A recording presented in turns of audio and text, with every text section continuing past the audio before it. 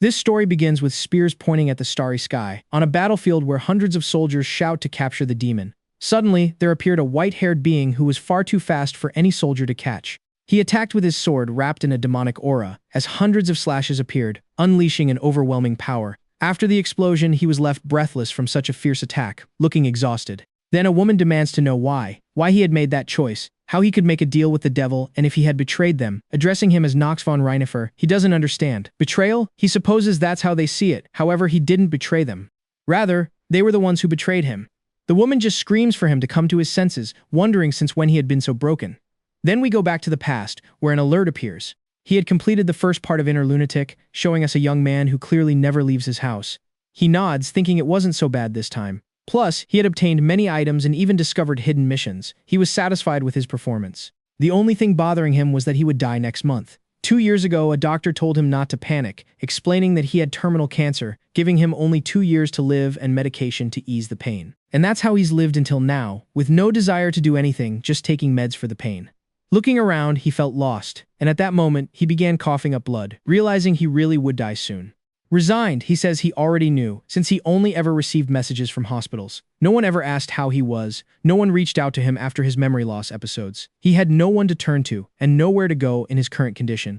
His whole life was a misery. They had taken away everything worth living for. The only thing he could do was play the game Inner Lunatic, where he was starting a new game, choosing a different type of player for a change, picking the mana sensitivity, sword prodigy, and combat prodigy traits. An alert pops up.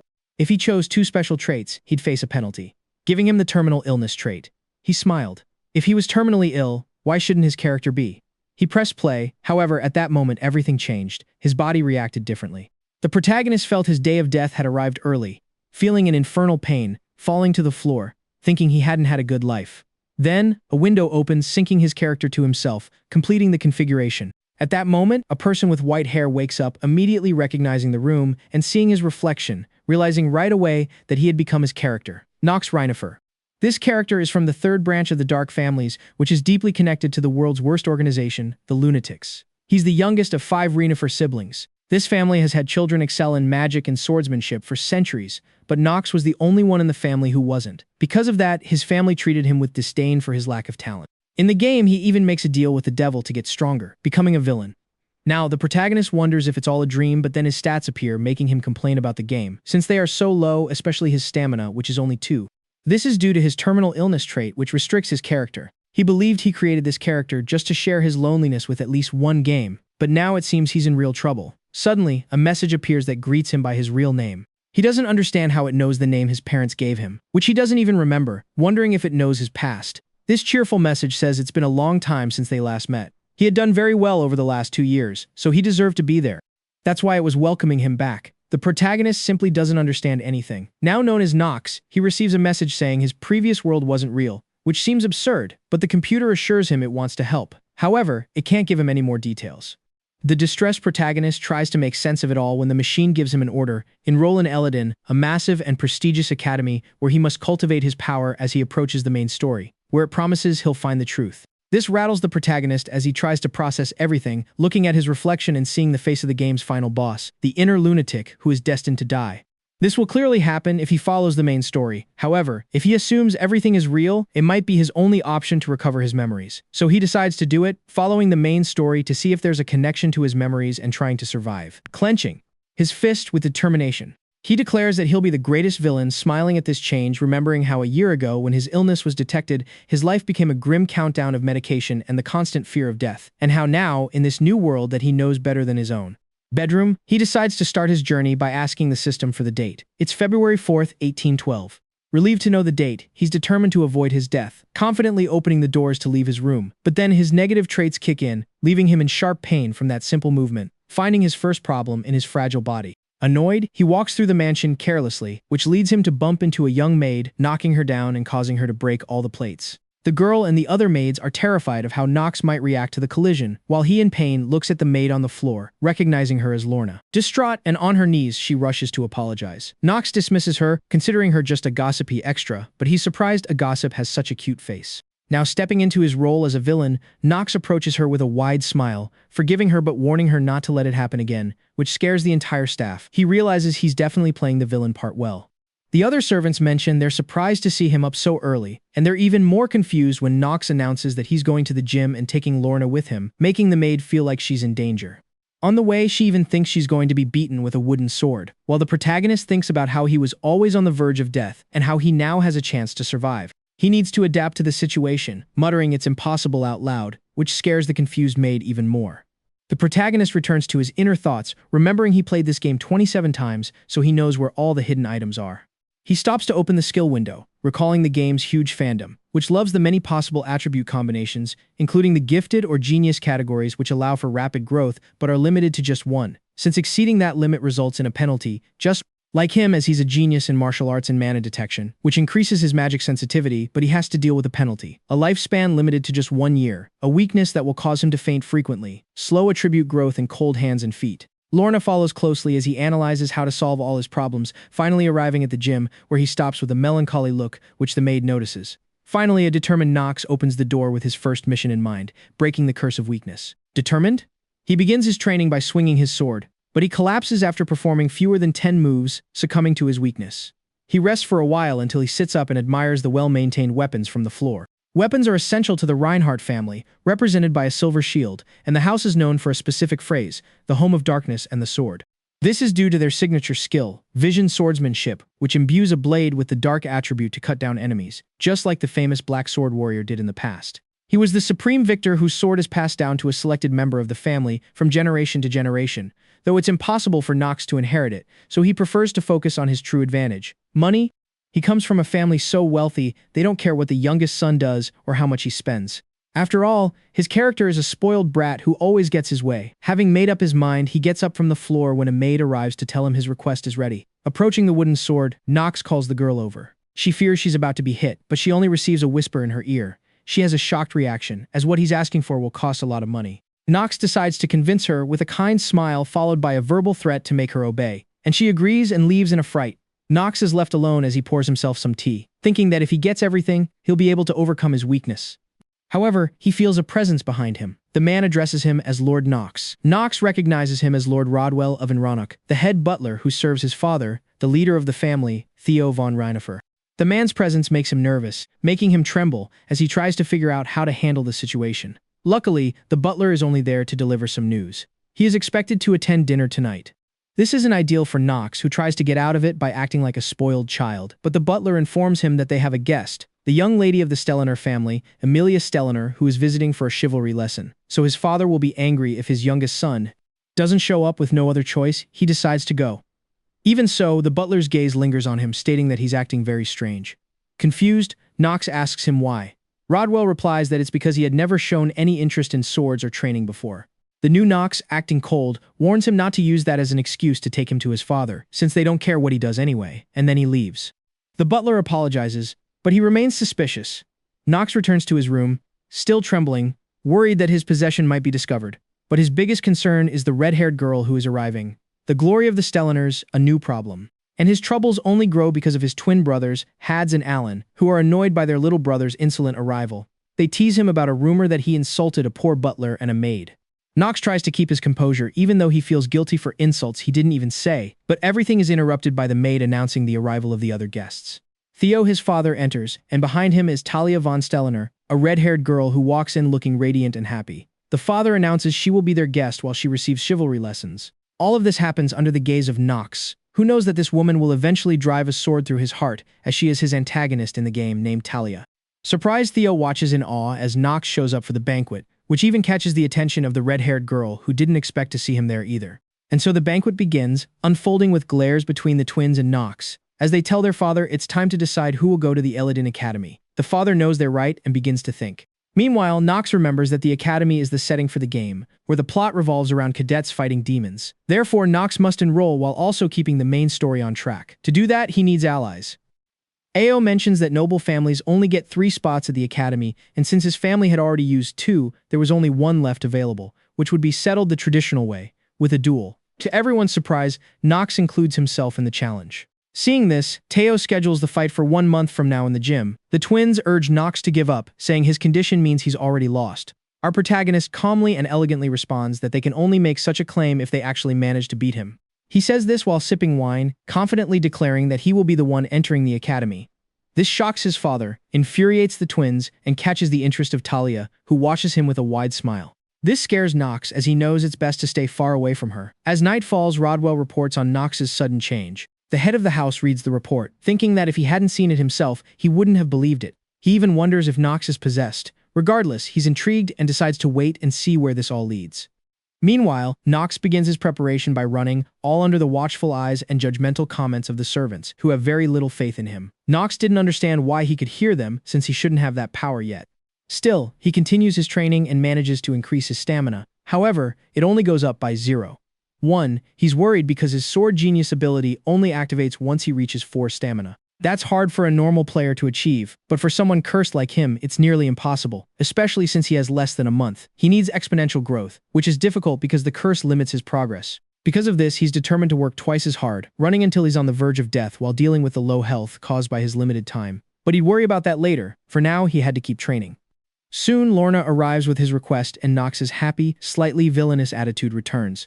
He approaches the items the maid brought, most of which are various poisons, except for one, the Crescent Scroll. He explains to the girl that even though they're poisons, it all depends on how they are used. To prove it, he drinks a bottle of 3-headed snake poison, which sends her into a panic. Feeling a bit dizzy, Nox sees his health increase just as a countdown begins. A worried Lorna wants to go get the butler, but Nox stops her. He tells her to calm down as he devours a golem core like it's an apple, which scares the maid even more. The core's effect kicks in quickly, pleasing Nox as it counteracts the poison and activates the hidden peace effect. Normally, a golem core increases defense but petrifies the user. However, when consumed with a snake poison, the poison dilutes the core, removing its negative side effects. He continues his experiment in front of the worried maid, as she thinks her master is about to meet his maker. However, the opposite is true, and Nox then starts undressing in front of her as she watches with squinted eyes. With a flushed face, Lorna watches as he pours fairy spring water over himself in a suggestive way, which also removes the effect of the golem core, triggering the hidden peace effect once again. This leaves him with a satisfied smile, especially after gaining the growth benefit skill, which doubles his growth speed. Now he just needs to use the stamina scroll, which also doubles his growth rate, successfully halting the curse for the time being. Now that he can finally level up, Lorna approaches him, shouting in concern. She thought his modeling from earlier was a sign that the poison was causing brain damage. Nox ignores the comment because he's so happy with his progress. The worried maid asks what he'll do next. He simply replies, "Ruh." So he starts his training once again, accompanied by his reliable maid. From a distance, Talia and her dressing assistant, Emma, watch him. The annoyed redhead watches Nox train, calling him a weakling who shouldn't have accepted the fight. Emma suggests she shouldn't insult him, as he is the son of the master of the house. Talia continues with her complaints, watching as he just runs like a fool without even practicing with a sword. Even though the family's vassals offered to train him, she's certain a beating is the only thing waiting for him. Without understanding her feelings or why she cares so much, she excitedly goes to introduce herself to Nox, who is resting on the ground with his fainted maid behind him. The redhead greets him with a big smile, while Nox, as cold as possible, asks what she wants. Talia, surprised by such coldness, assumes she might have made him nervous with her beauty, which Nox simply ignores. The girl changes her attitude and very seriously tells him that if he doesn't train with a sword, he won't win the match, so the redhead offers to help him defeat his older brothers. The protagonist coldly rejects her immediately and leaves, which leaves Talia furious at how he treated her, when she was only offering help, storming off in a huff. While Lorna watches her master being hated by women, Nox is confused, and Lorna calls him a rascal, and the protagonist decides to check Talia's stats, which are very good. She masters the fire element, has high charm and positive traits like hero's admiration, honesty, and being a sword genius. However, as a neutral trait, she has an undeveloped sense of inferiority, though the protagonist ignores this, since he focuses only on her incredible stamina, surpassing that of an ordinary adult man. Also, while she isn't the strongest sword genius, she is among those who exceed the lower levels. Her fire attribute will eventually evolve into a powerful white flame, which she'll use to burn the character Nox alive, meaning the protagonist. Unfortunately for him, she can't be an ally as it would change the game's story too much, and it's better to keep his distance from the one who will kill him in the future. Meanwhile, Talia walks away sadly down the hallway, remembering how her teachers praised her for her quick learning, recognizing her as a talent worthy of her family. This brings back a memory of how she sees her older sister as someone superior to her in skill. This fills her with sadness, so she grips her sword tightly, wondering if she can really be a worthy knight. In this world, being a knight means being austere, free of greed, and sacrificing oneself for justice. Besides learning many Grima techniques, with this in mind, she thinks of Nox again, who has no chance of defeating those who have trained for years.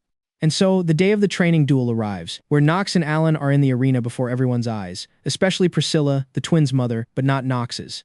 Teo and Rodwell are also present, and Teo asks Rodwell the difficult question of what he thinks about the duel. Rodwell responds that Alan will be the winner, surprised that Teo seems to think differently, since he knows that even if Nox is acting differently now, he would need more practice and training to win. Without either of those, the only way he could win would be with a natural talent so great they doubt Nox possesses it. Though Theo still had faith in him. After all, Nox is a Rainifer, and he trusts he might have talent that rivals the great masters. Meanwhile, Nox remembers how just the day before, despite all his effort, he only reached 8 stamina while resting. His favorite maid expressed how tired she was from running with him, but the protagonist, with a big smile, felt it wouldn't be fun if she didn't do it with him, making the maid pout, and the training continued. But the protagonist's curiosity is so great that he decides to check the skills of Lorna, who with the same training as him, already has 5 stamina, which makes Nox stop, annoyed by the genetic disadvantages of his family. Lorna catches up to him and says he should rest, since the duel is the next day. And so we return to the present, where Alan suggests his little brother should surrender before he hits him so hard that it would shock Talia. The protagonist, looking at Alan, saw he had 8 LALs and a strong desire to show off, realizing he can't win through conventional methods. The moment grows tense as the referee states that the loser must accept the result without dispute. If Nox lost, he would lose his last chance to recover his memories, and in just 1 year, everything would be over. Without further ado, the referee starts the match. Nox charges forward, but when Alan meets him with a blow, Nox dodges by dropping to the ground. Then, he blocks with a heavy blow that forces him back. His brother didn't wait long to continue his attack, while Nox only blocked thinking he'll lose everything if he fails, until his health increases by 1, with only 1 more point needed to unlock his skill. Nox tells himself he can do it. Alan looks at him like he's crazy and decides to put him in his place, while the first wife of Theo watches calmly, certain that Nox has no chance. This would guarantee her son goes to the academy and eventually becomes the head of the family. Theo, for his part, is disappointed by Nox's pathetic performance, and Rodwell suggests stopping the match before Nox takes too much damage. Meanwhile, our protagonist is still trapped, holding out and admitting his brother has decent talent, but he's far behind the best, especially Garen, the master of the Black Sword, who leaves his enemies so terrified that they just give up. Just as Theo stands up to stop the fight, Nox feels his health increase by 4-1 surging through his entire body. At that moment, his skill activates and he smiles as sparks begin to flicker around him. Before his father's stunned eyes, Nox activates the Genius Time skill, which creates a massive shield of light that covers him like an aura. Everything around him moves in slow motion. Determined, he grips his sword, swinging it to disarm his brother, who can't believe what's happening. Meanwhile, Nox, with a look of confidence, declares that he will win the fight. The sword flies through the air, and Alan holds his injured wrist, watching as Nox approaches with a confident attitude. Though inside, he knows he can't get cocky because the skill giving him the edge only lasts for 5 minutes, and he has to end the fight within that time. Changing his tone to a more arrogant one, telling his brother he's been holding back, but is now bored, so he invites them to a 2-on-1. This works in his favor, since if he doesn't defeat them in 5 minutes, he'll lose. Nox formally asks Theo to make it official, and Rodwell and Talia don't understand what he's doing. While his father watches, intrigued to see he still has tricks up his sleeve, he decides to allow the 2-on-1. Despite his wife's complaints, the match begins. Hotz takes his sword and stands by his brother Alan. Angry at being humiliated in front of their father, they decide to attack while the protagonist waits with a confident smile. The twins charge with everything they've got, but Nox blocks them easily. While the brothers try to coordinate a team attack, the protagonist moves quickly, dodging and blocking. When he hears the system notify him that his dark sword skill has leveled up, confident, he makes a move so fast that he vanishes from the twins' sight. They only feel a heavy blow to their arms. Nox appears in the center of the battlefield smiling, to the surprise of everyone watching, including Talia. The protagonist looks back at his rivals, seeing a completely different expression. They're even hesitating and they start arguing with each other. Nox takes advantage of this to keep attacking, pushing them back. He thinks that even though the fight is for an important goal, he's still having fun. Before the stunned eyes of everyone, one of the twins stumbles back, falling to the ground next to his brother. With both of them down, they have no chance of getting back up. Right then, the protagonist's skill ends, and it was time to confidently say the combat was over, asking for the result and declaring him the winner. Despite the twins' mother's annoyance, the brothers accepted the result, having no other choice, while Theo and his son exchanged looks of respect. That's how Nox, with a final bow, prepared to leave the arena when a desperate Talia ran after him.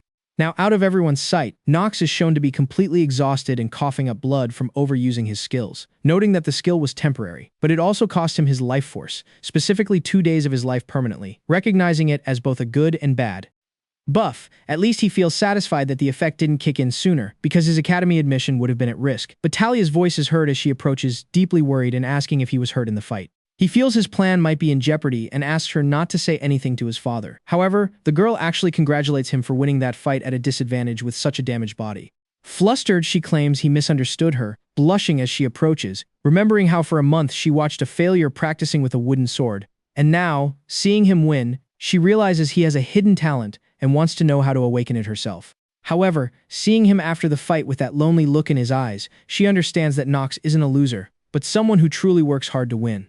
Now, genuinely concerned, Talia wants to understand him, but before she can touch him, Nox stops her hand with a sharp swat, shouting at her not to touch him.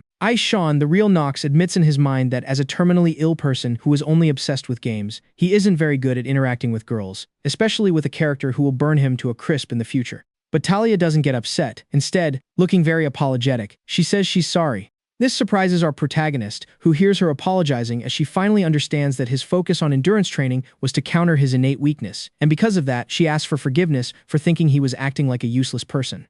The confused protagonist doesn't know how to respond, seeing her as a girl with the typical honesty of a knight, but also great pride, which must make it hard for her to admit her mistake, so he simply asks her to keep the bleeding a secret, which she agrees to, watching as the protagonist leaves, telling her it's a promise, leaving the girl blushing. Meanwhile, Theo is proud of his son's talent, talking with Rodwell, who is still confused by the beating he took at the start, but also believing the skill he used to win would be enough to rank him among the best young swordmasters.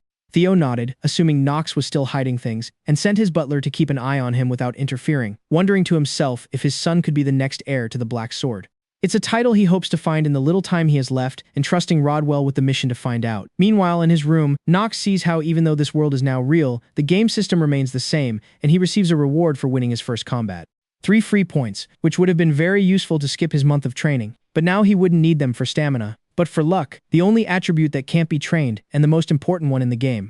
Then he decides it's time to test his luck, so in a kind of magical gacha, determined, he gives it a spin, hoping that with his increased luck, he'll get an advanced skill.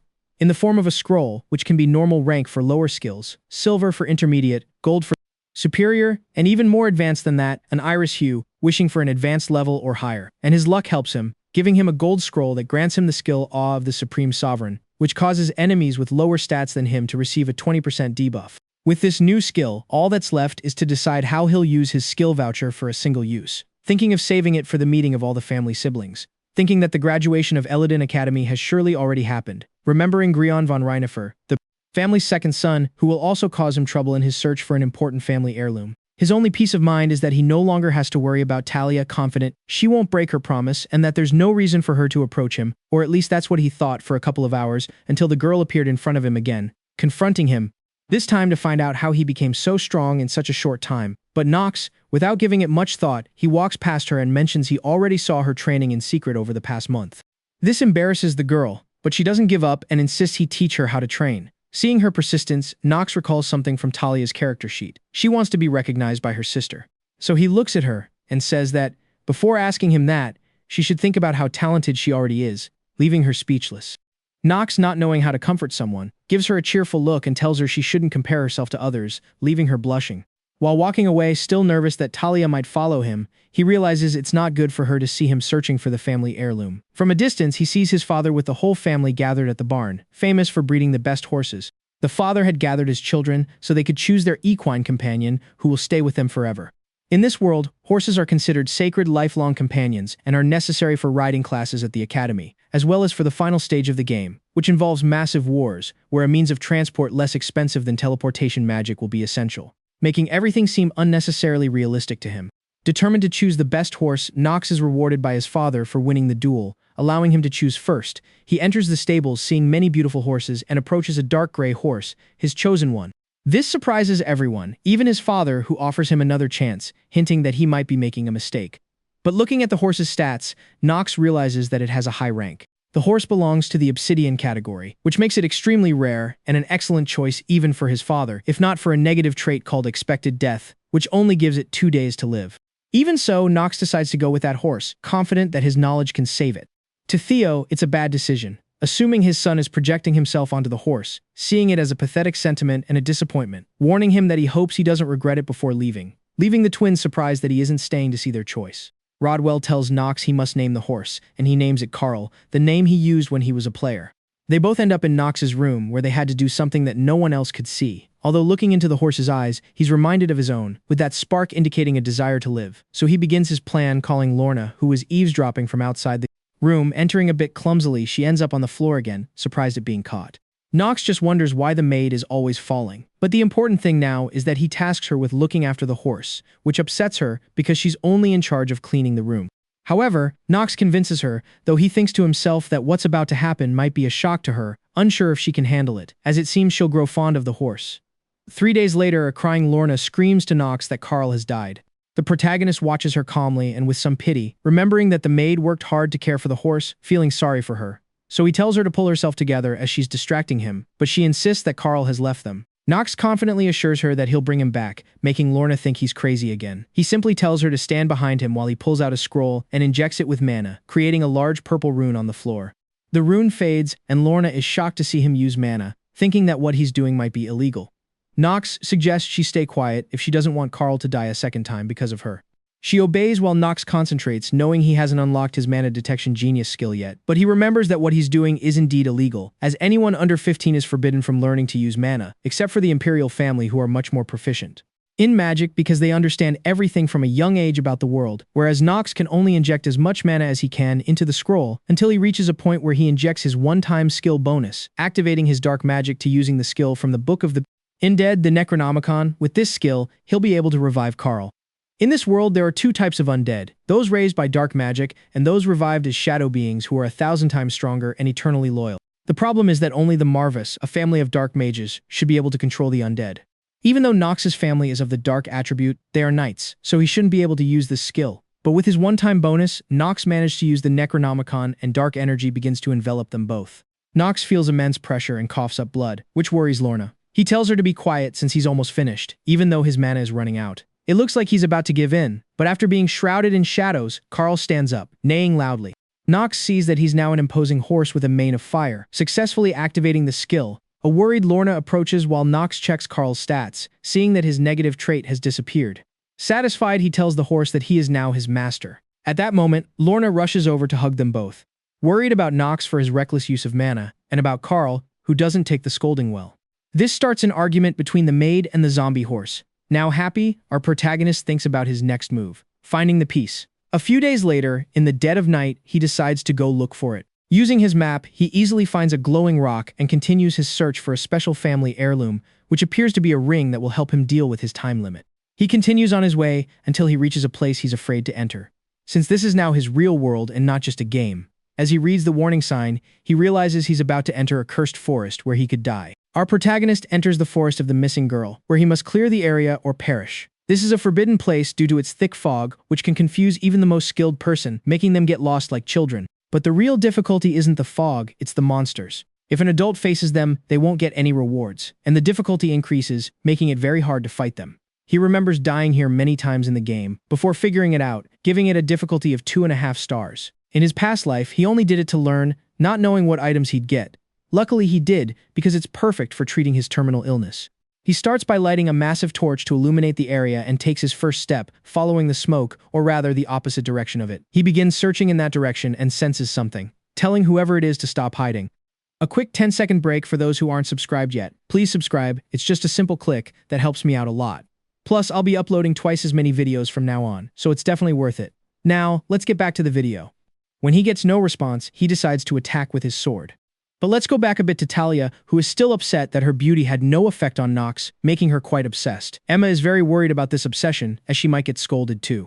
However, the redhead assures her she won't lose her job, which doesn't calm her down at all. Emma then reflects that Talia is so respected, she could be the next matriarch if it weren't for her sister, Cher. But there's no reason to be impatient since she can't do anything else, and so she assumes Talia gave up and went to sleep. However, when she gets to the room, she finds no one there and trembles with fear, thinking she went after the protagonist. She wakes up the entire staff to look for her. Back in the forest, Nox stops before attacking, discovering who was following him and asking what she's doing there.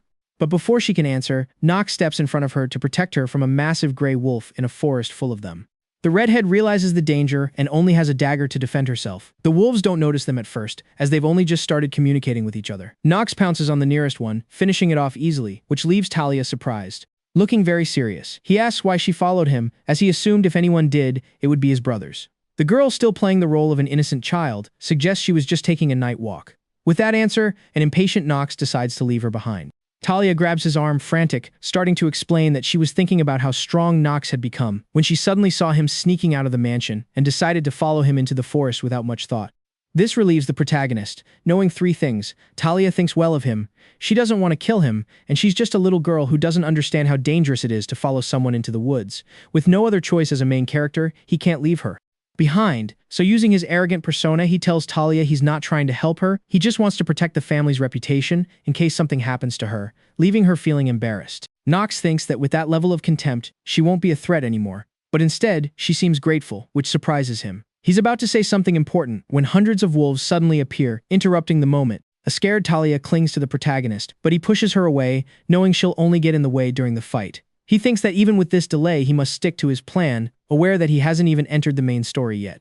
Since he's still in the prologue, no final boss will appear, but an evolved version of the Grey Wolf will, the elite Grey Wolf. He admits that knowing what's coming doesn't make it easy, and the wolves lunge at him, only to be met by the strength of his sword. He doesn't back down, knowing they haven't cornered him yet. As he cuts through a few, he remembers his time as Joe-chan playing the game, always telling himself he was a total weakling. Meanwhile, Talia watches him with admiration after seeing all the wolves he's defeated, assuming that he still hasn't shown his full power. Just like in the gym fight, she feels like the protagonist sees her as a burden, since she can only keep the wolves away with fire. The battle continues with the arrival of the elite Grey Wolf. Back on the outskirts of the forest, a group is searching for the kids and finds their tracks leading into the woods. The staff is worried they actually went inside, especially Emma, who wants to go in after Talia immediately. But Rodwell stops her, as that is a forest that even the Reinifer family hasn't cleared yet. The butler admits that as one of the strongest dark families in the south, failing to clear a forest is a sign of incompetence, so they never announced it. Furthermore, the fact that only children can enter and clear the forest hasn't been made public either. He doesn't understand why Nox entered, as he doesn't think he was lured by a mind-controlling monster or anyone else who crossed the barrier, and given how cautiously he seemed to enter, he concludes it was intentional. Rodwell must admit that Nox is no longer the fragile master he once was, accepting that the only way they'll get out is if the young master uses all his wisdom. At this, Emma falls to her knees in tears, thinking she caused Talia's death. Meanwhile, Talia was still in the forest, now drawing her dagger to defend herself. Seeing her focused, Nox is at least somewhat relieved, warning her not to attack unless necessary. However, the protagonist thinks Talia could be useful, since taking down a Grey Wolf isn't that complicated, and she has learned to defend herself well. Despite this, he can't rely on her to watch his back. Therefore, he must clear the area quickly by activating his genius time skill. But a wolf wastes no time and lunges straight at him, surprising the protagonist, who meets it with a direct slash. This causes the other wolves to pause, until the elite wolf sends more of its pack to surround him. He begins cutting them down with ease, but one slips into his blind spot and charges at his back before he can react. He just sees a dagger pierce the wolf at the last second. It was Talia shouting for him to be careful. From up in a tree, she remembers Nox's words about running if things got dangerous, but she bravely refused to do so, leaving the protagonist stunned. He looks at her as she asks if he's okay. Still in shock from receiving help, the protagonist watches her until he senses an enemy, and he finishes it off in a single move, knowing he shouldn't let his guard down. He tells Talia he's fine, which makes her feel relieved. He thinks he's shown his most pathetic side and tries to stay focused, but his hands begin to shake. The death buff is kicking in, and he still has to deal with the elite wolf as it approaches. Getting closer and closer, stalking its prey, until looking at him directly, it lunges at full speed. Nox waits for it head-on, but the wolf changes direction at the last second and slips past his side, slashing his arm before hiding back in the dense forest. Talia is worried, and Nox is also very concerned, thinking that this is much harder than in the game. This cunning elite wolf caught him by surprise, and it not only controls the others, but also takes advantage of the terrain. So now he has to get serious, predicting the wolf's next move and throwing a strike. However, the wolf dodges with ease, only to realize it was a trap to create an opening. But now, he was off balance, and his body was in so much pain that he coughed up blood from the debuff, leaving him unable to react. He watches as the wolf's massive fangs close in, thinking about how he got too cocky from beating the game so many times, believing he could handle anything thrown at him, which was a foolish idea for someone like him. Luckily, before the wolf can tear into his face, a dagger is driven into its eye. Surprised, Nox notices that Talia has created an opening, so he lunges forward and stabs the elite wolf, killing it. With no strength left, Nox is unable to pull his sword out of the wolf and collapses to the ground, coughing up blood in front of a worried Talia, who quickly jumps down from the tree to help him. He looks at her with a smile and starts to thank her for the help, but he stops mid-sentence when he remembers that she is the one who will kill him in the future, so he returns to his cold attitude. With tears in her eyes, she insistently asks if he's okay and checks his wound. After hearing that he was fine, Talia feels relieved until she feels something on her arm, a spider which she seems to have a massive phobia of, screaming at the top of her lungs. Nox jumps on high alert, thinking another monster appeared, but he just sees Talia throwing herself into his arms. Terrified, Talia cries out that there's a spider, clinging even tighter to an uncomfortable Nox, who is surprised by her fear of spiders and wonders why she even followed him into the forest, if she's afraid of something so small, so he shakes her off and tells the redhead that he has little faith in her as a knight. This makes Talia pout and push him, and once Talia regains her composure, the protagonist coughs up blood again. Nox pretends to be fine since he couldn't admit it, but he was truly grateful to her for helping him survive. As he recovers, he tells her they need to leave the forest as it begins to brighten. Outside, Emma is still crying for Talia, and Rodwell is also very worried about the trouble this will cause between the families, on top of the bad reputation he already has for failing to clear the forest sooner. But everyone is shocked when the mist begins to disperse. In the middle of it, a giant pillar of glowing mana rises before everyone present, signaling that the forest has been cleared. To everyone's surprise, Nox and Talia emerge from the forest. Rodwell smiles, seeing that the hierarchy among the descendants has shifted in favor of Nox, who sees the knights and realizes they were actually worried about Talia, who quickly receives a big hug from Emma. Rodwell also approaches to say that his family was very worried too, making Nox think the Dark family is getting soft if they're worried about a useless guy like him. Emma keeps crying in Talia's arms until her attitude changes from concern to anger, lifting her up with one hand to tell her she'll regret it, reminding her of the family rules. From a distance, Nox notices the maid's incredible strength, which reminds him of the clumsy Lorna. Emma says she'll report the reprimand to her father, then thanks Nox for looking after Talia. He claims he wasn't trying to protect her, making Talia feel like a burden, until he assures her that she handled herself just fine. Later, the protagonist is resting after everything that happened, before moving on to the important part, the hidden piece, an accessory he earned for clearing the forest. This ring increases his stamina and mana, with a powerful special effect that grants him a portion of the life force of any enemy he defeats, with the amount increasing based on the enemy's rank. He plans to use this to extend his life, though it won't be by much since he can only steal small amounts of energy, making it hard to overcome his illness. But he's relieved to at least have a glimmer of hope to keep fighting. As he puts it on his finger, he calls for Lorna, who was spying on him from outside the room. She enters as clumsily as ever, thinking the protagonist can see through the walls. Seeing her disbelief, he gives her a light smack on the head, and now he wants to arm wrestle. She accepts, even betting her own salary. The maid calmly gets ready, but she's easily defeated. She immediately begs him not to cut her pay. But since Lorna loves gossip and the protagonist has a noble reputation, he doesn't care about things like that. He smiles and gloats over his victory until karma triggers his negative trait, causing a fractured wrist and the flu. This makes him change his mind about Lorna's salary, and instead, he asks for some ice. She notices Nox is sick, but he tells her he just needs some rest. Meanwhile, something within the system seems to be watching him, knowing his true identity. 6 months pass. With Carl and the ring in his possession, both are hidden items he hasn't been able to use because he's being punished. He thinks the punishment is unfair because clearing the forest should have been a reward. Even Lorna agreed, but she couldn't say anything against the patriarch because of her salary. Nox explains that he's the one who controls her pay. While the maid complains, Nox feels time passing, and with the announcement of the few days he has left, he decides to go talk to his father just as Rodwell arrives to tell him that Theo is looking for him. We then see a flashback of a young Theo standing on a battlefield where a great massacre occurred, while hundreds of flying demons approached. The patriarch used his dark sword to attack in a blind rage. Theo remembers that disastrous day as he seems to sink into the darkness until he opens his eyes, remembering that one day, one of his sons must learn to use the black sword, and he needs someone with pure talent. It has to be soon, because that person will also have to send him to the next world. But those thoughts are interrupted by his butler, who tells him that Nox will arrive soon. The patriarch is annoyed by the delay, thinking about his son's feat of clearing the forest, something even he couldn't figure out how to do.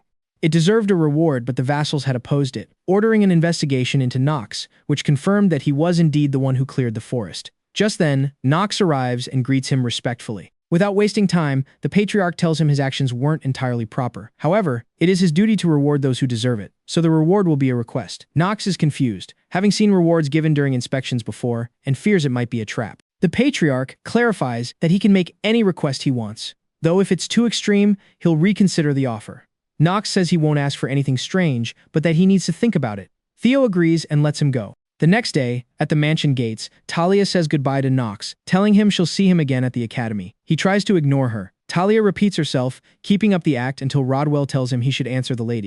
Instead of responding kindly, Nox tells her he'll only see her if she becomes a proper knight and stops being afraid of spiders. Talia just hits him, annoyed, and promises she'll see him again as a full knight, telling him to be ready, which the protagonist takes as a death threat. Then Emma interrupts to thank him for saving Talia. Nox, maintaining his cold attitude, claims he never intended to save her and tells them to leave already. As the carriage pulls away, Nox feels a bit of nostalgia, realizing he's starting to like his new life, which reminds him that he only has 146 days left to live it, so there's no time to rest. Days later, Lorna tells Nox he needs to hire new staff, just as Rodwell arrives to introduce an assistant sent from Eladin Academy for the protagonist. This will be his exclusive maid, Lavilla. The protagonist recognizes her from her profile, and she has great stats, being a support genius. The downside is that she's two-faced, an expert liar, and a spy, whose current job is to keep an eye on him under his father's orders. Later, he thought about how he only had 140 days left, and time seemed to be moving very fast. Although he's managed to improve his stats, now he's very close to entering the academy, while Lorna fixes his clothes, asking if he's nervous about school. He just thinks he's happy because he'll finally be away from her. Lorna fakes crying, saying she'll miss him, but she cheers up when he says he won't touch her salary, which annoys him. However, he doesn't have time to mess with her, because if he doesn't raise his stats, he won't survive the academy, reflecting on the fact that he'll be meeting the best cadets in the country, and he must survive to move the story forward, all while trying to maintain his role. As a villain, after Lavilla's arrival, he knows she'll be watching him. Nox remembers how Theo rose so high, not just because of his sword mastery, but also his ability to distrust everyone. We see Lavilla kneeling before the imposing patriarch, who tells her he has high expectations for her mission. She will be well positioned in the family's line of succession. Lavilla swears to help Nox with all her heart, but sensing Theo's aura, she realizes he doesn't want her to help him, but to watch him and report his every move. Lavilla remembers how Theo made it clear she must never forget who her true master is. Once outside the room, Lavilla tries to calm down while looking at a locket that seems to hold a photo of a couple, and she promises herself she won't waver. While Nox rests, he's aware that there's a spy nearby and that Theo seems to suspect he might be possessed, which is common in this world. He also knows that in the original story, it's Baal, the first demon, who actually possesses Nox's body, knowing that the problem is Lavilla, who isn't an important character in the main story. But she does have a sad past. She was originally the next head of her family until her parents were killed by her uncle, causing her to lose her place in the succession and flee to become a maid for the Reinhardts. She seems cute and cheerful on the outside, but she's broken inside and on the verge of giving up, only making one major decision before the main story begins, taking her own life. This puts the protagonist at a crossroads, wondering if it's a good idea to save a character who's supposed to die, since he doesn't want to alter the main story, and even worse, if doing so could put his own life at risk. The next day, Nox makes a decision and takes his two maids to hunt monsters in the territory. Lorna tries to get out of it by faking an illness, but Lavilla accepts immediately. Lorna tries to convince her not to be so obedient, but Lavilla remains calm, even though Nox knows it's normal for a maid to be scared of hunting monsters, and realizes it was a ridiculous request, and even though Lavilla's hands were shaking, she agreed right away. The protagonist decides to mess with Lorna a bit, telling her she can't get out of it by claiming to be sick, or he'll dock her pay. Lorna, with no other choice, asks him if she needs a bow or a sword. Nox smiles, but his joy is interrupted by the blonde girl, who asks if she can inform Rodwell about their trip. Nox has no choice but to agree, since his priority now is increasing his life expectancy, and so they set off on their adventure. A few days pass in the same forest as before, which was now a normal forest. Nox took care of eliminating the creatures in the area, wiping them all out. After a long hunt, he managed to extend his life by at least 2 hours, feeling like his plan was working. However, Lavilla interrupts him, offering water and asking if he's tired after hunting for an hour. This disappoints him because since it took so long and he didn't activate his skill, he only gained 1 more hour of life, adding to the problem of the limited number of enemies available. During his days of hunting, he's killed all the wolves, whose bodies Lorna finds as she walks along. With this in mind, he feels like his plan is failing, thinking it's bad that there are no monsters left, which surprises the maids who see him as a bit strange. With no other choice, he decides to return to the mansion. A very proactive Lavilla tells him she'll prepare his bath. He thanks her and she smiles. Seeing this, Lorna tries to be proactive too, but the protagonist isn't interested. He focuses on Lavilla, asking her a very simple question. Who did you serve? This leaves her frozen, not knowing how to answer. Nox is clear that no matter how big and beautiful a sword is, if he can't use it, he won't hesitate to throw it away. Seeing the maid's hesitation, he knows the answer. She tries to explain herself, but he has no more questions. He's glad that at least she didn't lie to him. Lavilla won't stop trembling, but he tells her he doesn't care who she serves. He'll still see her as one of his own, and will offer help if she needs it. This leaves the maid dejected and on her knees. With the arrival of night in the maid's room, Lorna complains about her boss. Lavilla goes along with it, thinking that since she's been with the family, she had heard about Nox's change, not understanding how someone could change so much in such a short time. She's surprised by his achievements in climbing the family ranks. Unlike her, who was cast aside, despite being the rightful successor, Clutching her locket tightly, she reflects on what Nox told her, though she doesn't understand what he meant, believing she's not worthy of serving that family either. And with her own family looking for her to finish her off, she knows that she'll soon be fired. Despite all that, she doesn't drop her cheerful facade and enters the area where the rest of the staff is, who seem to be aware of her situation. Standing her ground, she feels the contempt in everyone's eyes until Lorna arrives, as loud as ever, to find her. She thinks Lorna either doesn't know about her situation or doesn't care. Either way, the loud maid. He's making a mistake by acting this way with her, but Nox doesn't seem to care as he takes her by the hand and leads her away. The blonde maid follows with a faint smile and a dull look in her eyes, thinking both Lorna and Nox are just being silly. From his room, the protagonist reads the letter, accusing Lavilla's father of many crimes he knows are false, a letter Theo has likely already received. Knowing this, he realizes he can't help even if he wants to, as it could cause a butterfly effect in the rest of the game. Later, Lorna and Lavilla hide in the bushes and watch as Nox hunts wolves. Lorna is the one who notices that her master has changed a lot since that day, showing a total lack of mercy, which worries Lavilla. For his part, Nox is concerned, because despite killing many monsters, the area's random boss still hasn't appeared. It only shows up when few monsters are left, and he needs to face it to raise his stats. He thinks it won't show up again until something moves at high speed, being exactly what he expected, a massive elite hornet. It seems fast, but it's nothing he can't handle. He begins to fight the creature, which pushes him back. Confident, Nox waits for the next attack before the impact lands. Lavilla intercepts the giant stinger with her body, leaving her gravely wounded before the stunned eyes of the protagonist. He doesn't understand why she intervened in a hit that wouldn't have actually landed, so he rushes to her side, admiring her bravery. Very few people would jump in front of a monster to save someone else. He knows he has to get her back to the mansion. Meanwhile, Lavilla lies on the ground with a large wound in her chest, thinking Nox's concern is a lie, knowing that he's just another person trying to take advantage of her. However, she's confused because Nox's voice sounds broken with rage. Meanwhile, Theo finishes reading the letter about the crimes of Lavilla's father. Rodwell confirms the info. The patriarch thinks that since his goal with the blonde maid was to control the Lavilla family through her, his piece is about to be discarded, as the letter implies she'll lose all her rights as a direct descendant, which frustrates his plan. Now he discusses with Rodwell what they should do with her. Rodwell suggests that putting a familyless maid with Nox at the academy would bring them a bad reputation. Just then, they are interrupted by a servant who reports that Nox has returned with a maid in critical condition due to a wound and poisoning, for which the protagonist used a very expensive antidote without permission. Rodwell thinks it's the Mandrake potion, which is indeed very expensive. This makes Theo think his son has grown fond of the maid, worrying about what those feelings might bring. Meanwhile, with blurry vision, she begins to wake up to the loud cries of Lorna, who is by her side, deeply worried. The blonde maid, still confused, asks for Nox, remembering when she was hurt. Lorna explains that they brought her there, and Nox used a very high-quality antidote on her. She can't even pronounce its name, but he even argued with and threatened the doctor for it, thinking her master still has a very good side. Confused, she wonders why he would do such a thing for her if he was only using her. She gets up to look for him, but Lorna was tasked with watching over her and asks her to rest. She refuses. Instead, she gets up and takes out her suitcase to start packing, thinking she doesn't deserve to be anywhere. She takes out the photo from her parents' locket, leaving it with a letter for Nox, thanking him for saving her and paying for the antidote he used with the locket, while she secretly tried to escape when she runs into the protagonist, who asks her where she was going.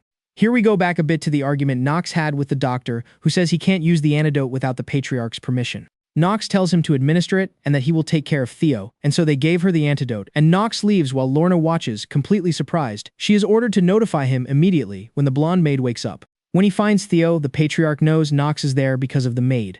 The protagonist prepares for the conversation, activating his acting master skill and using his eloquence to ask for the wish he was granted before. Theo decides to accept his request.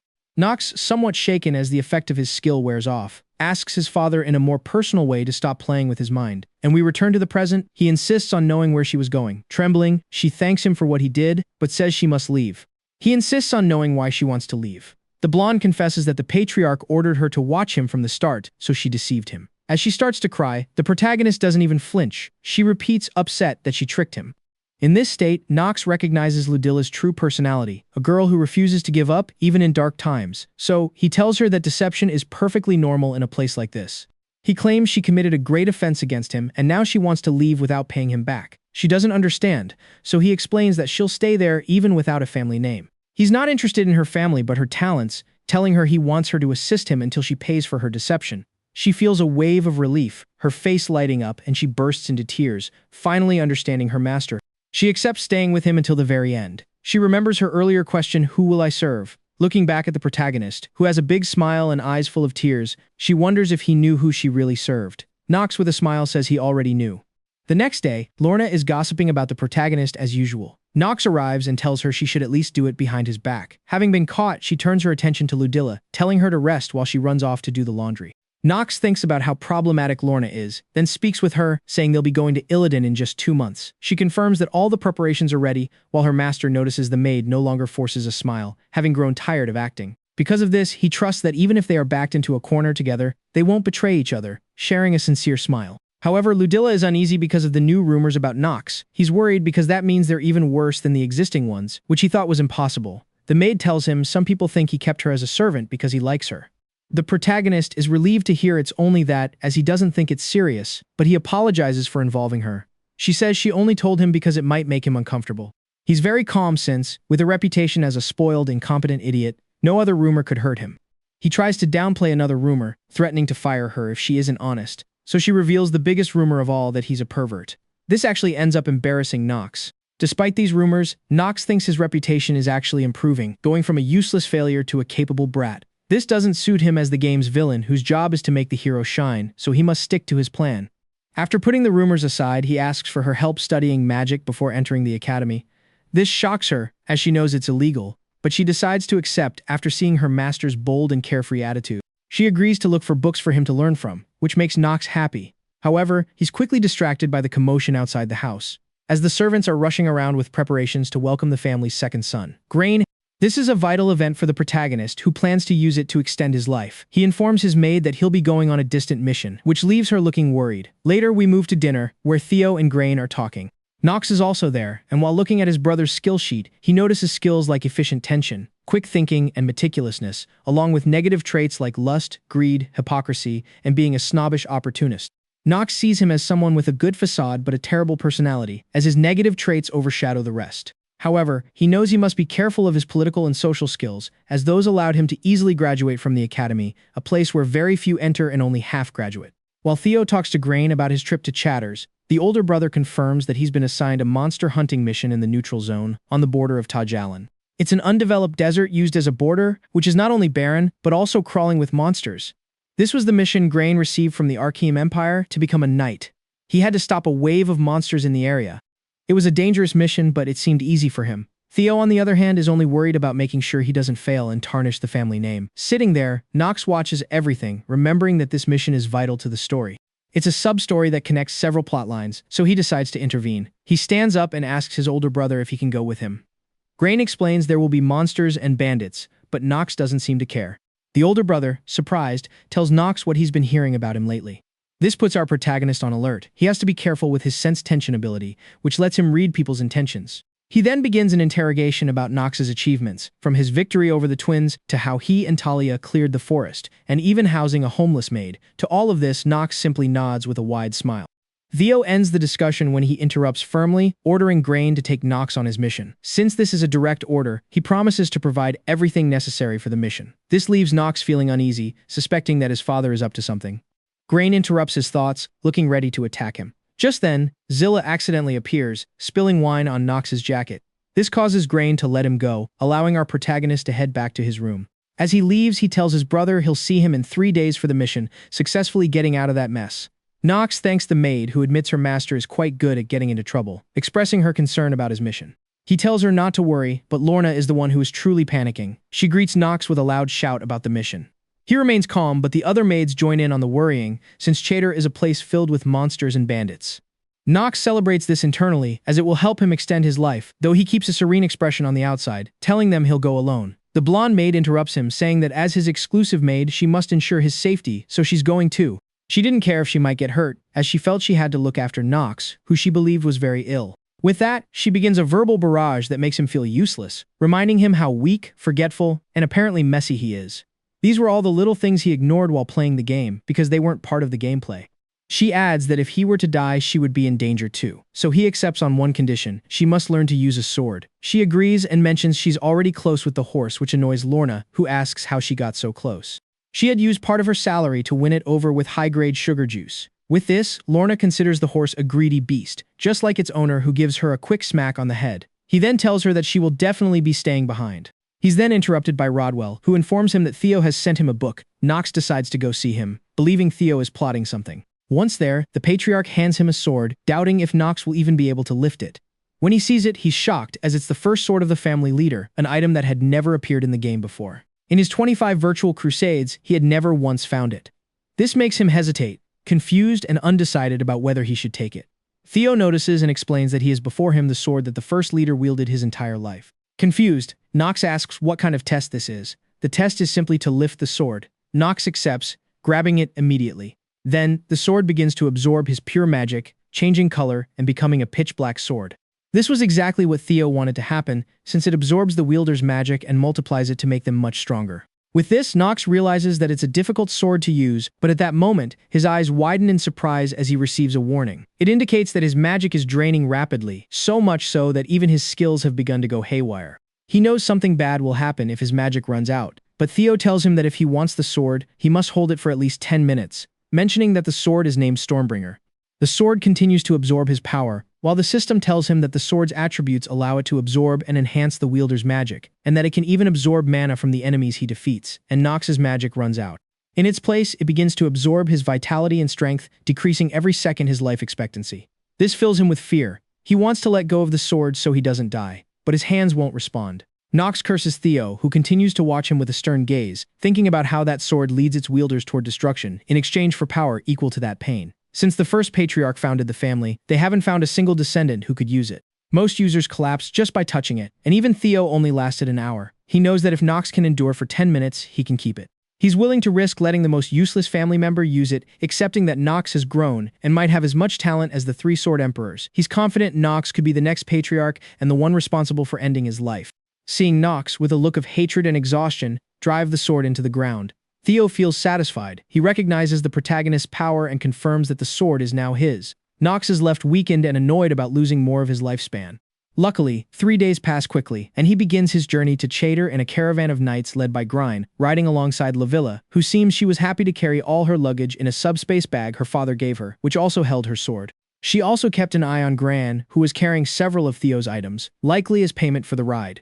The caravan eventually stops when an argument breaks out between the guides, who seem to be lost. Grain approaches them, annoyed because he specifically hired Sir Ron to lead the way. Ron confirms that they are indeed lost. Noticing this, Nox steps forward with a confident smile and offers to find the path for them. Grain clearly doesn't think he's capable, since Nox has never even left the mansion, but he knows that if Nox fails, he'll be humiliated, so he lets him try. Later, once they've settled into camp, Grain yells at his guides for being outdone by a child who has never left home, unable to understand how he did it. His shouts echoed throughout the camp, reaching the ears of Nox, who calmly thinks it was easy to find the way since he knew it by heart from the game. However, to the blonde maid, Nox's explanation is that he simply followed the trail of an owlbear, a creature whose habitat is in the south. The maid worries if it's dangerous to be near a half-owl, half-bear creature, but the protagonist assures her that as long as they have a fire, they'll be fine. Later on, many in the squad begin to claim that the younger brother is surpassing the older one. Hearing this, Gran speaks with his butler, Chulz. Together, they come up with a plan to test Nox's strength. To do this, the butler pulls out a mysterious bag, claiming it will make for a very long night for the protagonist. With that, the two go to sleep in their tent, though Nox doesn't actually sleep. Instead, he sits waiting with his sword, listening to the sounds of the forest. Believing it was time, he leaves the maid there, and when he steps outside, he finds 4 male ogres and easily notices that there are female ogre pheromones mixed with the dirt in the tent.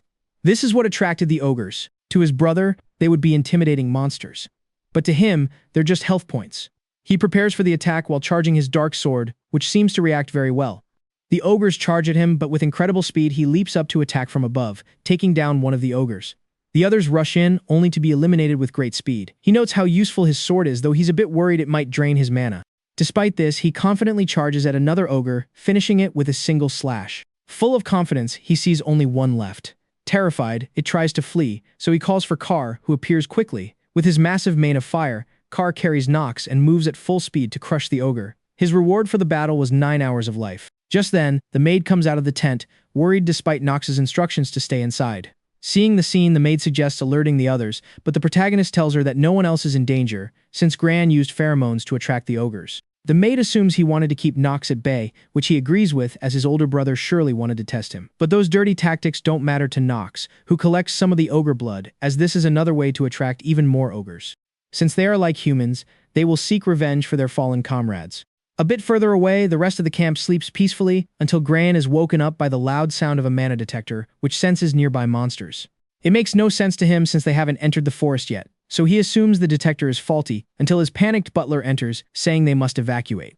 Both rush out of the tent in a panic, only to see what the butler reported. Ogres had invaded the camp.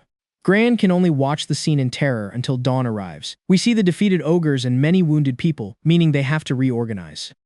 Elsewhere, Gran continues to scold his butler for getting the tent wrong and attracting the ogres to them, but the butler swears he didn't make a mistake. Meanwhile, a calm Nox prepares to eat with his maid, who insists she cannot eat with him due to protocol. However, he convinces her when he says it's not a good idea to be far away when dozens of ogres appear, just like what happened at Gran's camp. She sees him as a bit of a rogue, and the protagonist suggests she get used to it. Gran then orders the camp to be packed up, and while eating, Nox notices that the tents still have bloodstains from the ogres. She notices this too, and asks if he'll help them when more ogres come, but Nox has no intention of doing so. Of course he couldn't say that, as she would get angry. His real intention is for more ogres to come so he can keep increasing his lifespan. And so, just as they finish eating, he sees the sun rising, with a big smile on his face, and tells his maid it's time to set off. Meanwhile, an ogre wandering through the forest is easily torn apart by a complete stranger. And so, the second day of the journey begins. Nox rides along while tapping the ground with a stick to scout the terrain. Just then, his brother approaches and asks what he plans to do about the ogres. Our protagonist's solution is to leave the forest quickly to avoid any trouble. Gray isn't very convinced. Nox then earns the soldiers' trust by taking command, and they seem to admire him, speaking highly of him until one asks why he keeps tapping the ground. He responds with a wide grin, saying that at any moment that monster will appear, right as everything begins to shake. From the earth emerges a giant worm known as a malformed dragon. It was exactly what he expected, a high-level creature that relied on pure brute force instead of magic. It's more dangerous than a dozen orcs, a tough opponent that he really wanted to face. However, he doesn't want the squad to know he summoned it by tapping the ground. Now, his battle plan is to hide. The soldiers are surprised by this decision, but Nox prefers to let his enemies fight each other, as he had a plan to make the ogres follow them. Right on cue, they appear, trapping the group between a rock and a hard place, which terrifies Lavilla. Her master calms her down, saying the confrontation will be between their two enemies, since the worm mainly feeds on orcs, and the orcs were only looking for revenge. And sure enough, the worm begins to devour the orcs. They fight back by launching an attack while everyone else stays hidden. Gray can't understand how Nox had all this information. Meanwhile, still shocked and scared, she sees the protagonist start throwing rocks at the orcs, but he can't explain his reasoning to her, which is that by attacking the orcs at least once, he can steal the experience from the worm's kills, slightly increasing his stats and earning him 8 hours of life. However, it all ended very quickly. Nox can't believe it, and neither can the rest of the team. Gray thinks that even though Nox used the ogres, they lost, and he sees no chance of victory, intending to retreat, but Nox orders the squad to attack. The strategy was to fire arrows or spears into the worm's mouth, which the brave soldiers obey, distracting the monster while the protagonist activates his skill, Genius Time. He feels time start to slow down as he runs through the arrows to slash the worm over and over, leaping over it only to come back and keep cutting. He lands on the ground with a big smile as the giant worm explodes, earning him 10 more days of life, leaving him with 122 total, and his stamina reaches level 5. The curse of the week disappears along with his growth blessing, and suddenly everyone begins to congratulate him. He politely thanks them for their help, and they praise him once more, but everything changes when the ground begins to shake again with the appearance of another worm, surprising Nox and frightening everyone as they move into position. But before they can react, someone appears at high speed, cutting down the worm in a single move. The protagonist recognizes him and wonders what he's doing there. The newcomer introduces himself with a wide grin as everyone watches in shock. He was a sword genius and the strongest character in Inner Lunatic, one of the sword emperors alongside Theo and a student of Celsus, named Paracelsus. With a big smile, he waits patiently for the nobles to thank him for saving them. His attitude toward Nox reflects a clear hatred for nobles, and Jules feels that her master has been insulted, but the boy with the monocle simply introduces himself as a mercenary. Nox continues to watch him in silence, thinking he understands his hatred for nobles. His only concern is that they shouldn't have met until the academy, and he's not sure how to react. Regardless, he continues his journey with him, discovering that he is also headed to Chathers. Nox follows at a distance, listening in and assuming that the boy with the monocle is on a mission before entering the academy, while his older brother, seeing the mercenary's confidence, decides to offer him a job to help with the hunt. But he isn't interested. However, he admits he's curious about both brothers, since they are the sons of the swordmaster. This seems rude to Grain's butler, who confronts him, but his boss stops him and tells the mercenary that he'll consider the offer. However, his real intention is to look down on Nox. Later, they arrive at Chathers, a place that, according to the protagonist, looks much more deserted than it did in the game. A dirty little girl asks him for food, but Grain is arrogant toward her. The protagonist simply ignores her, feeling a bit awkward, while Paracelsus looks at her with concern. but his expression turns to surprise when a man appears before them. This is Taigen, the town's security chief, who welcomes the two brothers while Paracelsus watches from a distance, thinking that even though they are master swordsmen who can handle a giant worm with great skill, they are still just sheltered nobles, making them a disappointment, especially in a city that is clearly barely functioning and whose managing knights embezzle funds to fill their own stomachs, causing a famine among the people. Taigen shows them where they'll spend the night before giving them their mission the next day. As everyone settles in, Paracelsus approaches Grain to reject his offer and stick to his original plan, wishing him luck. This annoys the older brother, who sees him as nothing more than a bothersome commoner. The mercenary simply says goodbye, remarking that rumors always follow those who are competent. Nox watches him from a distance, feeling certain that he'll see him again very soon. As night falls, Nox prepares to sleep in his room, where he looks out the window and sees several young children gathered around a campfire. Seeing this, he ends up going down to bring them food, knowing full well he can't do much, but feeling like this is a small act of kindness from his true self. Seeing the little ones cry with joy as they eat, he thinks about how he wants to create a world where they don't have to beg for food. But to do that, he must survive. From a distance, someone watches him as he hands out the bread. It was Zilla, who is happy to see that her master only acts cold, but isn't actually like that. The next day, during their tour of the village, Taigen explains that in winter they asked the imperial family for help to protect what's left of the town, which clearly needed repairs. Nox listens, remembering that when the first wave arrives, this place will be wiped out. Since it's a side story, he can choose whether or not to save it without affecting the main plot. However, he always saved it because this city will be very valuable in the future. Taigen continues explaining the increase in monsters, which the protagonist knows will also bring him benefits later on. The real problem is the sighting of a griffin, which everyone knows will complicate things, as he knows it's a monster meant to be driven away, not defeated, known as the King of the Desert. But for the protagonist, it's his next target. Reaching the desert landscape that connects the neutral zone with Tajalan, he looks around and asks Taigen why a griffin would be in an area so different from its natural habitat.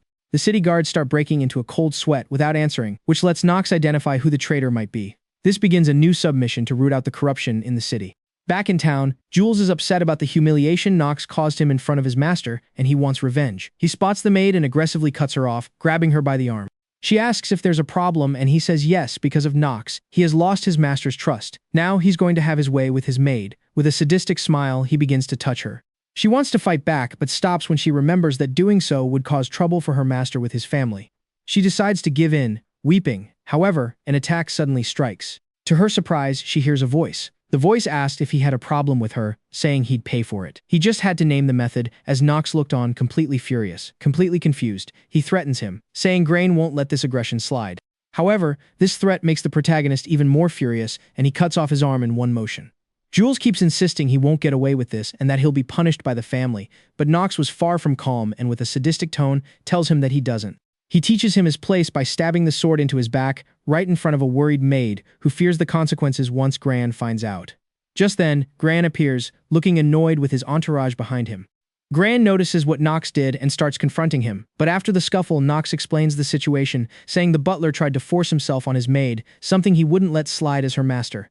Gran doesn't accept this since she's just a commoner. This word triggers the protagonist's fury, and by releasing a dark aura and an intimidating gaze, he terrifies his brother and everyone in the room. The situation ends with Nox stating their father can punish him if necessary, but only after the mission is over. His terrified brother agrees, and Nox leaves with his maid, while Gran can't understand how his brother had become so strong. Now, outside the inn, Nox sees Lavilla is still shaken by what happened. She worries this will divide the squad even more, wondering who they will follow, him or his brother. Putting that aside, Nox approaches his maid to tell her that, as the maid of the family's useless youngest son, he orders her never to lower her head to anyone.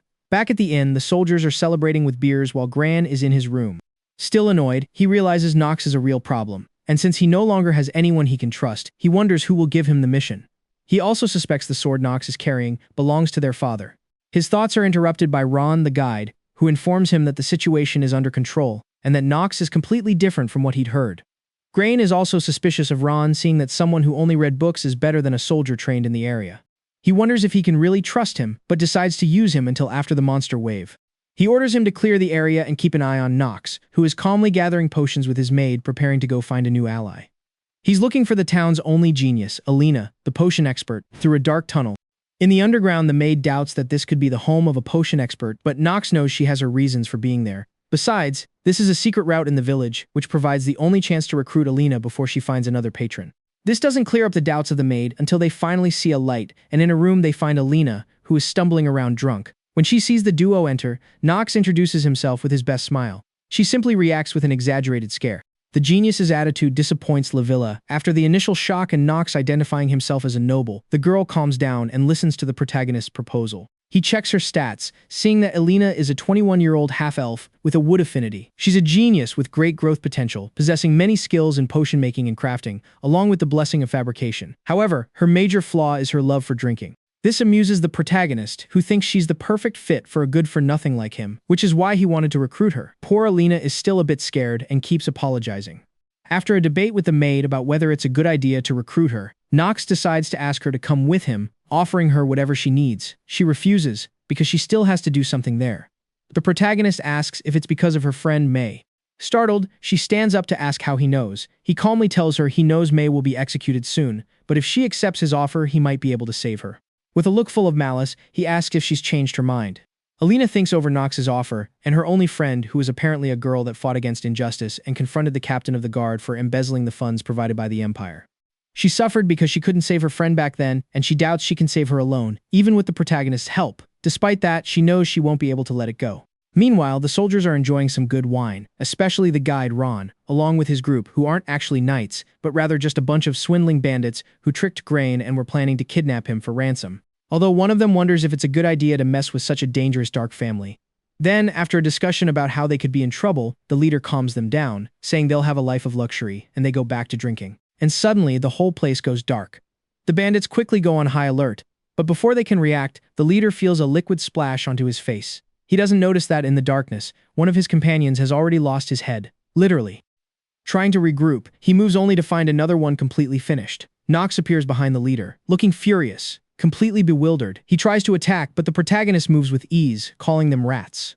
Even though they outnumber him, the bandits make it look like they're at a disadvantage. But Nox knows about their crimes, their alliance with Taigen, their behavior, and their attempt to trick his brother.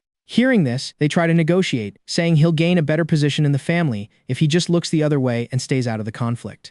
Suddenly, the soldiers jump him, but they're defeated easily with a victorious smile. He knew he couldn't hide his murderous intent. This makes him annoyed, and two more try to attack him together, but he dodges them. Then, with slight and elegant movements, he sends them to the afterlife.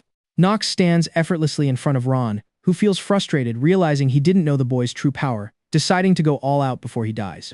Taking his stance and emitting a great blue aura, Nox waits by one of Ron's henchmen as the captain launches an attack, a massive mana slash called the Chaytor's Southern Sword Strike. Nox sees it coming, annoyed by his enemy's naivety, and with a simple swing of his sword, he disperses the bandits' ultimate technique. They can't believe it, especially the one on the ground who regains consciousness, but Nox finishes him off, and now our protagonist walks imposingly toward Ron, regretting that the bandits were stupid enough to ask what he wanted, because he had already gotten it. Nox smiles as his eyes flash within his purple aura, learning the Chaytor's sword technique, and he closes his eyes while reflecting on what it means to be a genius. In his mind, he's transported to a white space where he sees his reflection and wonders if a genius is someone exceptional, or if it's someone who can reach a level that no one else can. Looking at his reflection, he remembers that ever since he risked his life, he's always wondered what it means to be a genius. Touching his reflection, it explodes to reveal the darkness behind him, which pleases him. Returning to the fight, Nox unleashes the Chaytor's sword strike, which wipes out all the bandits in its path. They try to escape in vain, looking for help from their captain, who is on his knees, watching Nox master a technique that took him 10 years to learn, watching as Nox walks toward him. Jumping back, he screams that if Nox kills him, Taigen will get revenge. Nox is amused because he knows there are no witnesses there, although Ron still hopes some bandits might survive. Our protagonist seriously tells him that this is just a simple murder.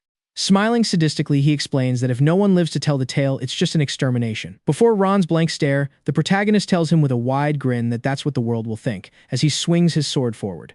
Elsewhere, May is chained to a wall, being mistreated by Taigen, who is annoyed because she doesn't want to work or be sold. Despite being injured, the woman still smiles, saying she'll never obey men like him. Taigen grabs her face, stopping her from talking and making it clear that she has no other choice. The only options for lowly people like her are to struggle on the ground. After she spits at him, Taigen is confused and flies into a rage, hitting her hard and threatening to sell her to a dark mage. The girl, whose eyes have lost all their light, begins to remember her teacher telling her, after a failed lesson, that she had no talent for mixing potions. This was her last attempt, confirming she had zero talent, failing at alchemy, swordsmanship, and everything else she tried. Unlike Lena, who at a young age was already being praised by her teacher, who considered her a genius, May saw Lena as someone who didn't belong in that place, possessing a brilliant, shining spark. Despite this, Yelena always sought her out to play, which made May feel envious. But her friend's smile always captivated her, and that's why she chose to sacrifice herself, believing her friend would accomplish more in the world than she ever could.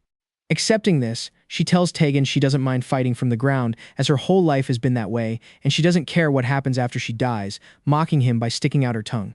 Tegan continued to beat her, hurting May until a voice suddenly interrupted them. It was Nox who tells the girl to stop doing things that get her hurt, or Trista and Lena will be devastated if she doesn't make it out alive. Tegan sees him smiling as Nox explains that, by order of the Imperial family, he is to be executed, since the forces of the bandits have been wiped out, suggesting that he surrender. The corrupt soldier sees this as a mere setback, accepting the situation and noting that Nox arrived alone. When Nox confirms this, the guard feels looked down upon by the noble, and seeing his rival's confident smile, he furiously draws his sword, calling his troops and ordering them to eliminate him. They rush toward him, but Nox just waits, closing his eyes to activate his ability. It's time for genius. The gears turn, and the soldiers slow down. With a 5-minute timer starting, Nox begins to move through the soldiers, effortlessly cutting them down in less than a second. By the second, he's in front of the cell where Tegan is. Tegan is still frozen in his attack stance. During seconds 3, 4, and 5, he enters the cell and strokes the prisoner's face, deactivating the technique with 4 minutes and 55 seconds remaining, and gives May a potion. As she sees everything in a blur, she only manages to ask who he is. He introduces himself and assures her that by the time she wakes up, everything will be over. Meanwhile, Tegan is shocked to see that all of his soldiers are gone. He tries to move, falling hard to the ground. Nox reveals that they were simply too weak for him. As Tegan turns around, he sees the massacre his rival caused. He's told that he won't die that easily. Seeing himself broken without his legs and facing the protagonist's terrifying presence, the corrupt soldier is filled with fear and disbelief, seeing how he lost to a brat. Nox, on the other hand, wonders once again what it means to be a genius. Returning to his mind where he broke the mirror, he now sees a shadow enveloping what's left of the humiliated Tegan. Preparing to finish him off, while looking his rival in the eye, he realizes the question is for the real Joe Chan, not for Nox, the genius character. Finding his answer, he proceeds to eliminate his rival. Before the final strike, Tegan sees his death, remembering how he was the strongest mercenary in Chatters, inspired by his father, the city leader, a respected man everyone wanted to be like.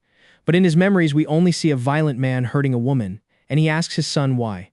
He thinks everyone follows him. Young Tegan, innocent at the time, doesn't know why. His father grabs his head tightly while holding the woman by her hair and explains that it's because of strength. With great power, one can do whatever they want and get away with it.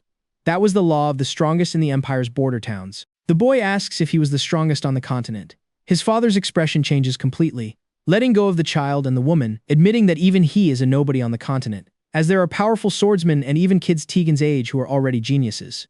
His father assures him he's still alive because he chose not to face them. Back in the present, Tegan is a corrupt soldier who didn't follow his father's advice, and seeing how he has an unreachable genius in front of him, he understands why he's dying now. Receiving the final stab, he exhales his last breath under Nox's cold gaze. In the secret route, Eileen is feeling sad until she hears Zovilla's voice, which surprises her, as May is right there with a big smile. The alcoholic elf tearfully throws herself into an embrace with her friend who comforts her, thinking about her own selfishness in wanting to do things alone and leaving her friend behind. Zovilla watches them happily when Eleni asks where Nox is so she can thank him. Zovilla simply tells her that the master is busy having a sincere talk with his brother. However, she's very worried deep down since Nox didn't want a peaceful talk. Right then, Grain is sitting and waiting for Ron's report. Instead, Nox arrives asking to speak. His brother rejects him at first until he notices the red stains on Nox's clothes, along with a murderous look and aura, so he agrees to talk. But first, we go back in time. At the Renifer mansion, Rodwell reads the letter where, in short, Nox asks for authorization to eliminate the corruption in Chatters and requests a reward for it. After much thought, he finally admits to Rodwell that the bandits and Tegan are dangerous, and not even Grain could handle them. That's why Theo grants him authority over the area if he manages to eliminate the corruption. But he knows Ron's bandits are dangerous, making victory unlikely. So the protagonist had stated that if he failed, he would be willing to renounce his rights as the youngest son of the family. Rodwell asks if he will accept the resignation, but Theo is actually happy seeing such confidence to clean up the city and take it over, as it's the perfect chance to see how his son handles territory management. Rodwell understands and begins processing the paperwork for the official control of Chathers, leaving Theo to wonder what his son is really planning.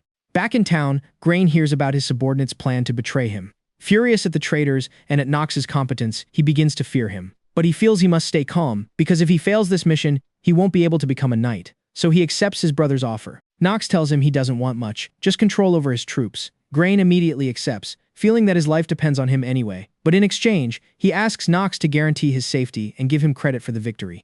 Nox agrees, and since that's 2 requests, he asks for something else in return, so his brother ends up handing over his mine. Later, back at Lena's lab, she reads the protagonist's requests, which include a catalyst and a corrosion potion. She and her half-elf friends say they've never made them before, but it's possible. This makes Lavilla happy, but even though she's just a maid, she asks her master why he wants to take down the griffin. The other girls agree, as they don't want to lose their hero for nothing. Nox tells them that if it were impossible, he wouldn't even try. Deep down, he knows everyone will be in danger if he dies, so he understands their concern. That's why he chooses not to tell them he actually wants to gain something from the battle, and tells them not to ask any more questions. Lavilla and the others agree, but they don't seem very convinced. Even Nox thinks to himself that defeating the griffin this early in the game is something he's never managed, and so he prepares to explain the plan to the girls. The girls listen closely to his explanation, until he finishes and asks if they understood everything. The girls nod, and all that's left is to prepare for the execution, knowing it will be difficult, but that it will also bring a great reward. Later, while feeding Carl, he keeps thinking that defeating the griffin is the only way to survive. At that moment, the winds change. From high up, the protagonist sees the monsters approaching in massive numbers. Behind him are all the defense forces from Lena and her friend to Gran and the soldiers. As their leader, Nox tells everyone to be ready, as they won't get another chance. Everyone shouts back, ready for battle. Nox feels a strange, unfamiliar sensation, feeling as if he has truly become Nox von Reinhofer, the master strategist standing before his troops. Lavilla approaches to warn him about the danger again.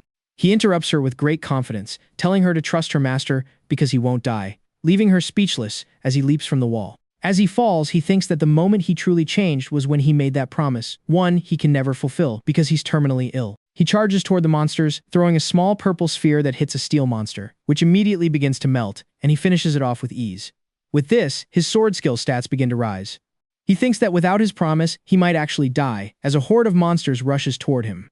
He tells them to be his stepping stones to gain more life, and as he tears them to pieces with a confident smile, he wipes them out. He thinks that if he can defeat them, he'll be able to stay in this game longer than he would have in real life. He can't contain his joy when he sees a giant figure appear in the sky. The protagonist sees this as a victory. The battle was finally here, and he gets into position as the giant creature approaches to Nox's smile and everyone else's concern. The protagonist moves easily, tearing through several monsters. From a distance, Lena is amazed that a human can fight like that, and May is also shocked that his movements are so fast she can't even follow them with her eyes. She wonders what kind of people the Reinhardt family are, and Lavilla chimes in explaining that they're a family of sword masters who fight among themselves to determine the next heir. Excitedly, she adds that young Nox is the most talented of all the candidates. Gran listens to this with a massive headache, while Lavilla wonders why Nox doesn't clear up the rumors. Just then, May realizes that the rumors about the protagonist aren't true, assuming he has his reasons for acting like a good-for-nothing, which she doesn't fully understand. But she asks them to keep it that way and maintain the secret that their master is actually capable. Lena understands and very excitedly promises that her lips are sealed. Then, the warm atmosphere is replaced by fear as the griffin's loud roar echoes through the area, terrifying Gran and the troops. The griffin lands in front of Nox, and watching from afar, Gran realizes Nox is truly insane. The battle begins with the creature attacking. The protagonist dodges and quickly tries to land a slash, but his enemy is faster and flies out of reach. The older brother, for his part, decides to stick to his brother's plan, ordering the troops to attack the griffin with ballistas once it gets close to the walls. With this, Gran feels confident, just as the griffin takes to the air, putting itself within range of the weapons. Gran orders them to fire. The giant bird takes a direct hit, leaving a hole in its wing and sending it plummeting to the ground. Nox knows the only way to win is to ground the griffin, so he drinks a metal potion and, increasing his resistance, he launches into the attack, remembering how during the conversation with his brother, they decided he would handle the ballista. Gran thought it was low and cowardly asking someone else to do it, but after some valid arguments, he accepted, taking command of the ballistas on the battlefield. With the griffin on the ground, Nox thinks that now they just need Alina's potion to take effect. He watches as the griffin tries to take flight again, rising up until something in its wing fails and it crashes back down, kicking up a massive cloud of dust. From the dust, Nox's shadow approaches. He asks the griffin if it feels frustrated that such a small wound is affecting a high-level monster. He explains that the attack it took was laced with a potent poison, which will cause intense pain for the next 5 minutes. The griffin looks exhausted, yet it still finds the strength to attack, lunging at Nox. Nox just smiles, knowing he only needs 5 minutes. A purple aura and glowing gears begin to emerge from his body, activating Genius's work, as a giant claw swipes at him, realizing that playing the game is very different from experiencing it in reality. With a wide, excited grin, he decides he won't die today, charging at the griffin with inhuman speed and landing several brutal slashes that leave it heavily wounded. Once his attack ends, he shouts to his brother, who is still shocked to see a side of Nox he never knew. Cran decides to follow the lead. He orders the attack, riddling the agonizing griffin with more shots. And so our overpowered protagonist is ready to end it all. Despite all its injuries, the griffin stands up to charge at full speed toward Nox, who accepts the challenge and runs straight at it. With one great move, he severs a leg. Then with a powerful spin, he ends up shredding the bird to pieces, which falls lifeless at his feet. With victory secured, he sheathes his sword just as his skill ends, and the rebound effects of the debuff hit him. Still, he remains standing before the cheering crowds of the town. The system informs him that for his victory, he has earned 60 more days of life, increasing his total life expectancy to 179 days. Amidst the joyful tears of the villagers, the admiration of his new allies, and Lavilla's relief, Nox simply enjoys the win. Crane, however, watches with a mix of awe and fury, seeing his younger brother take down a monster that only masters should be able to kill.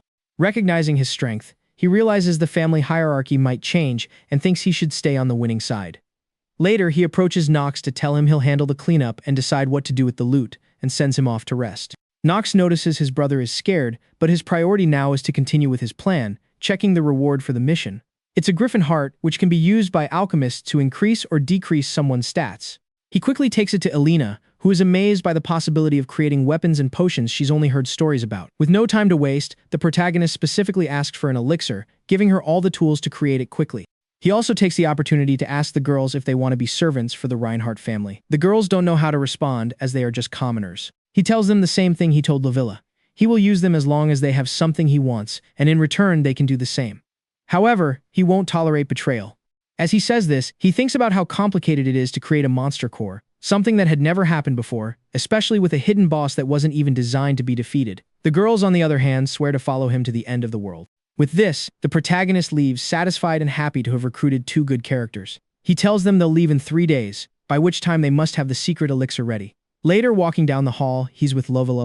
She stops suddenly to tell him that he's very different from what she had heard, as he isn't someone who only thinks of himself. She asks him to promise that if things ever get difficult, he'll rely on her, despite her status. He accepts and continues on his way, telling her to hurry up or she might catch a cold. She looks at him blushing, with a big smile, because of his concern. But it's not long before her blushing face turns to one of embarrassment when she sees that Nox was the one who ended up catching a cold. He asks her not to say anything so he doesn't feel even more embarrassed. She tries to comfort him, but he only sees his ailments, which are literally numbered and leveled. There's nothing he can do. Time passes and everyone returns to the mansion, where Rodwell sees the protagonist's new maids who enter alongside him. As the parade of nobles begins, so does the parade of rumors, everyone talking about the younger brother's old scandalous stories, some with fear and others simply refusing to give him credit for his deeds.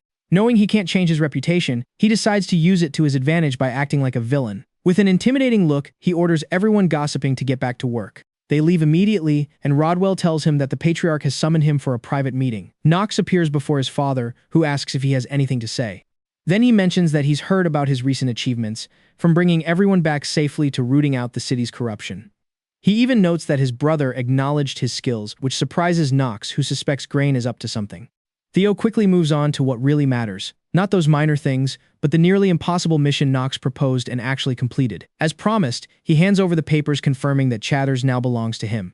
Nox notices that Theo still has something more on his mind. After much thought, the Patriarch asks his youngest son if he wants to take over his position. This offer leaves the protagonist completely stunned, unable to understand his father's attitude.